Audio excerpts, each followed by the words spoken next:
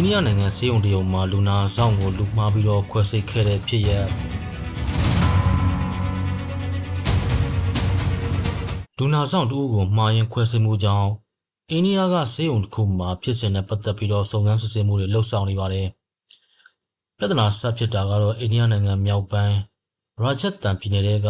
ကိုတီစေဝါကောလိပ်စေယုံဖြစ်တယ်လို့ဒေသခံမီဒီယာတွေကဖော်ပြနေပါတယ်။ဧပြီလ12ရက်နေ့တုန်းကစေယုံရဲ့ဆရာဝန်တွေဟာ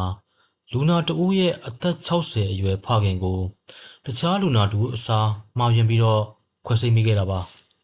ဒီကိစ္စဟာကုသရေးဆိုင်ရာစိုးဝါလှတဲ့ပေါ်ဆောင်မှုတစ်ခုအဖြစ်သတ်မှတ်ခံရပြီးဖြစ်စဉ်နဲ့ဆက်နွယ်ပတ်သက်သူတွေအားလုံးကိုစေယုံကစုံစမ်းနေတာဖြစ်ပါတယ်ဖြစ်စဉ်ကတော့အဲ့ဒီနေ့ကအသက်60အရွယ်ဂျက်ဒစ်ပန်ချေဟာမော်တော်ဆိုင်ကယ်မှောက်လို့ဒဏ်ရာတွေရခဲ့တဲ့သားဖြစ်သူရဲ့ခွဲစိတ်ကုသမှုကိုစေယုံထဲမှာစောင့်နေခဲ့ပါတယ်အဲ့ဒီအချိန်မှာပဲစေယုံဝန်ထမ်းတွေကသူနဲ့နာမည်ရှိစလုံးတူတဲ့အခြားလူနာတယောက်ရှိသလားလို့အော်ပြီးမေးခဲ့တာပါဖြစ်ချင်တော့ပန်ချေဟာအဲ့ဒီအချိန်မှာမျက်နှာကကြွက်သွားရဲ့ပြဿနာတစ်ခုကြောင့်စကားမပြောနိုင်ပါဘူးသူကလည်းနာမည်ခေါ်တာကြားတော့လက်မြောက်ပြပြီးတော့တုံ့ပြန်ခဲ့ပါတယ်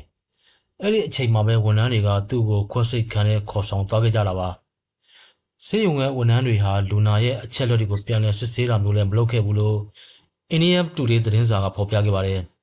နောက်ပြီးပန်ချေကခွဲစိတ်ခန်းဝင်မဲ့လူနာတွေဝတ်လေးရှိတဲ့ဝတ်စုံကိုလည်းဝင်မထားပေမဲ့အဲ့ဒီအချက်ကိုပါစေယုံဝန်ထမ်းတွေကသတိမမူခဲ့ကြပါဘူးအဲ့ဒီနောက်မှာတော့ခွဲစိတ်ဆရာဝန်နဲ့အဖွဲ့ဟာပန်ချေကိုခွဲစိတ်ခုံမော်တင်မေးစေးပေးပြီးတဲ့နောက်မှာတော့သူ့ရဲ့ညာဘက်လက်မောင်းမှာသွေးလွှတ်ကြောနဲ့သွေးပြန်ကြောမမှန်မှုပြဿနာတစ်ခုတည်းခွဲစိတ်မှုတစ်ခုကိုစတင်ခဲ့ကြပါတယ်ကိုယ်တိုင်ခွဲစိတ်မှုခံယူခဲ့ရတဲ့တားဖြစ်သူမန်နစ်ကခွဲခန်းထဲကထွက်လာပြီးသူ့အဖေပျောက်နေတာကိုသတိထားမိမှပဲအဲ့ဒီလိုလူမခွဲစိတ်နေတယ်ဆိုတာကိုသိရှိလာရပါတယ်ဒီအကြောင်းကိုစေယုံဝန်ထမ်းတွေစီအသိပေးပြီးတဲ့နောက်မှာတော့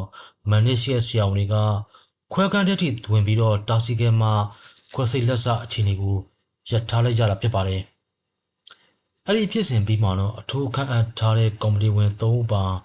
စုံစမ်းစစ်ဆေးရေးကော်မတီဟာပြဿနာနဲ့ပတ်သက်ဆက်နွယ်သူတွေကိုစုံစမ်းမေးမြန်းမှုတွေစတင်လှုပ်ဆောင်နေကြောင်းစေယုံဘက်ကအတည်ပြုခဲ့ပါတယ်